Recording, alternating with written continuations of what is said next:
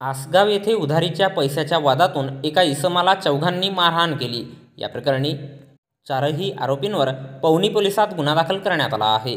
भंडारा शहरातील लक्ष्मीबाई वार्ड येथील संजय मदान वय 42 वर्षे यांच्याकडे काही महिन्यांपूर्वी आरोपी सूरज शहारे हा त्यांच्या वाहनावर वाहनचालक म्हणून कामावर असताना त्याला 75,000 रुपये ॲडव्हान्स दिले होते। आरोपी सूरज हा त्यांच्याकडील कामावरून बंद झाला आणि 75,000 रुपये दिले नाही।